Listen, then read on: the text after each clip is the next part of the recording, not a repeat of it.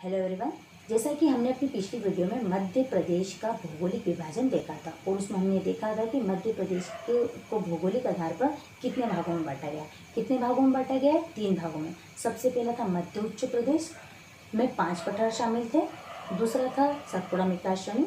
तीसरा था बघेलखंड का पठार। मध्य उच्च प्रदेश में जो 5 पठार थे वो कौन कौन से थे? मध्य भारत का पठार, बुंदेलखंड का पठार, रीवा पन्ना का पठार, मालवा का पठार और नर्मदा सोन घाटी।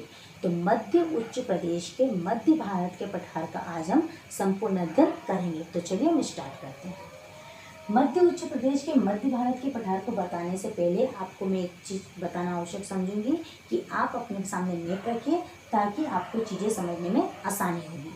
यदि आप अपने सामने मैप रखेंगे तो आपको चीज़ें एक बार में ही याद हो जाएगी, वरना आप इसे रटते रहेंगे तो आपको लेट भी होगा और चीज़ें याद भी नहीं होगी। तो प्लीज़ आप अपने सामने मैप रखिए ताकि आपको चीज़ें जल्दी से जल्दी याद हो जाए। तो चलिए हम स्टार्ट करते हैं। मध्य भारत के पठार की स्थिति की बात करें तो मध्य भारत के पठार की स्थिति है 24 डिग्री से 26 डिग्री 48 मिनट उत्तरी अक्षांश तथा 74 डिग्री 50 मिनट से 79 डिग्री 10 मिनट पूर्वी देशांतर तक।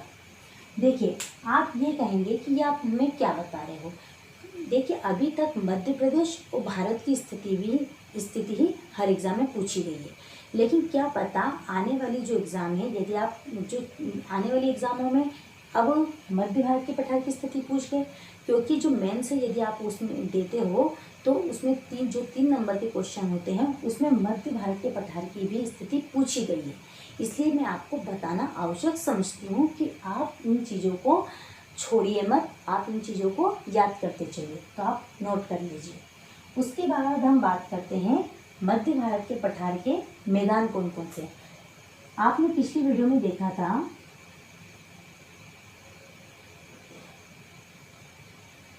ये जो हमारा था ये मध्य भारत था और इसका जो ये हिस्सा था ये मध्य भारत का पठार था और ये वाला जो क्षेत्र था ये वाला ये था बुंदेलखंड का पठार। ठीक है, और ये था मध्य भारत का पठार। मध्य भारत के पठार के उत्तर की ओर क्या स्थित है? उत्तर प्रदेश, आप सभी लोगों को पता है। और दक्षिण में क्या स्थित है? मालवा का पठार।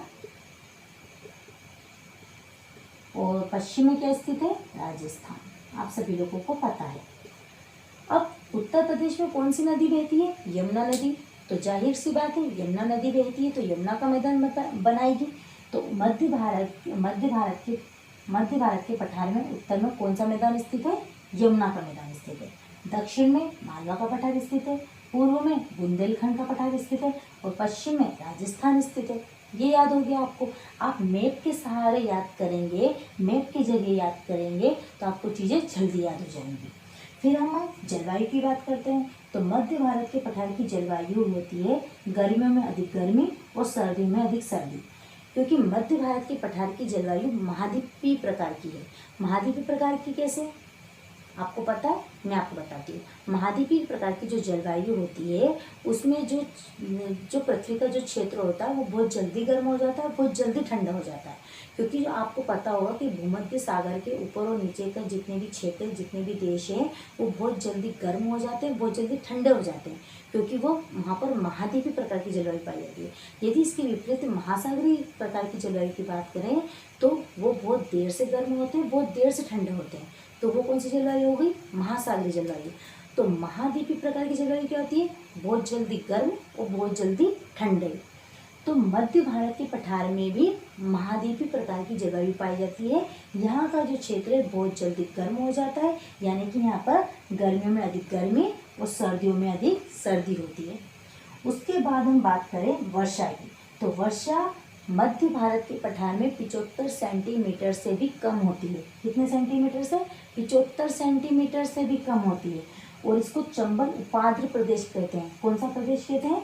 चंबल उपाद्र प्रदेश भी कहते हैं। अब आपसे एग्जाम में क्वेश्चन पूछा जाता है कि संपूर्ण मध्य प्रदेश में सबसे कम वर्षा वाला जिला कौन सा है? संपूर्ण मध्य प्रदेश में सबसे कम वर्षा वाला जिला कौन सा है? तो सबसे कम वर्षा वाला जिला कौन सा है? भिंड। और भिंड कहाँ पर आता है? मध्य भारत के पठार में। भिंड, मुरैना, श्योपुर, ग्वालियर। ठीक है, अब हम आगे देखते हैं चट्टान। चट्टान कौन सी पाई जाती है मध्य भारत के पठार में? हड़प्पा व विंध्यन क्रम की चट्टानें पाई जाती है। मिट्टी की बात करें तो मिट्टी कौन सी पाई जाती है? जलोढ़ व काली मिट्टी पाई जाती है। जलोढ़ मिट्टी पाई जाती है। काली मिट्टी कैसे पाई जाती है? क्योंकि बुंदेलखंड वाला जो क्षेत्र है वो उत्तर प्रदेश में जा चुका है, बुंदेलखंड का पठार, उसका कुछ हिस्सा हमारे मध्य प्रदेश के पास है। तो मध्य प्रदेश के पास है तो बुंदेलखंड के जो क्षेत्र है उसमें गंगा यमुना नदी बहती है, तो गंगा यमुना के मैदान बनाती है। तो आपका एक क्वेश्चन यहीं पर तैयार हो गया कि उत्तर प्रदेश में कौन सी मिट्टी पाई जाती है? काली मिट्टी। तो उसको काली मिट्टी का कुछ क्षेत्र हमारे मध्य प्रदेश में भी आ रहा है, तो इसलिए मध्य भारत के पठार में कौन सी मिट्टी पाई जाती है? जलोढ़ व काली मिट्टी। आप लिंक बनाते हुए याद करेंगे, आपको चीज़ें आसानी से याद हो जाएंगी। नदियों की बात करें कि मध्य भारत के पठार में कौन कौन सी नदियाँ बहती है? तो कौन कौन सी नदियाँ बहती हैं? चंबल, पार्वती, काली सिंध। अब इसके अन्य नाम क्या है? चंबल प्रदेश भी कहते हैं। देखिए, जो चंबल नदी है इसने मध्य भारत के पठार में बहुत ही ज़्यादा तबाही मचा रखी है, बहुत ही ज़्यादा अवनालिका प्रदान कर रखा है, इसलिए इसको रेंगती हुई मृत्यु भी कहते हैं। इसको चंबल नदी को रेंगती हुई मृत्यु भी कहते हैं। अगर आपसे एग्जाम में क्वेश्चन पूछ लिया जाए कि ऐसी कौन सी नदी है मध्य प्रदेश की जिसे रेंगती हुई मृत्यु भी कहा जाता है, तब आप क्या आंसर देंगे? इसलिए आपको चीज़ें जानना बहुत ही आवश्यक है। तो रेंगती हुई मृत्यु किसे कहते हैं? चंबल नदी को कहते हैं। अभी इसके कौन कौन से नगर स्थित है? भिंड, मुरैना, शिवपुरी और ग्वालियर। भिंड, मुरैना, शिवपुरी, ग्वालियर। तो आपने देख लिया कौन कौन से नगर स्थित है। ये हो गई मध्य भारत के पठार की संपूर्ण जानकारी।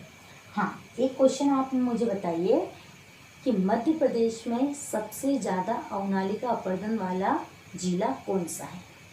एक बार और, मध्य भारत के पठार में सबसे ज़्यादा अवनालिका अपरदन वाला जिला कौन सा है?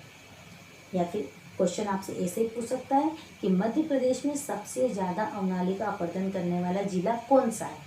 तो कौन सा है? मुरैना जिला। कौन सा जिला है? मुरैना जिला में ही सबसे ज़्यादा अवनालिका अपरदन होता है।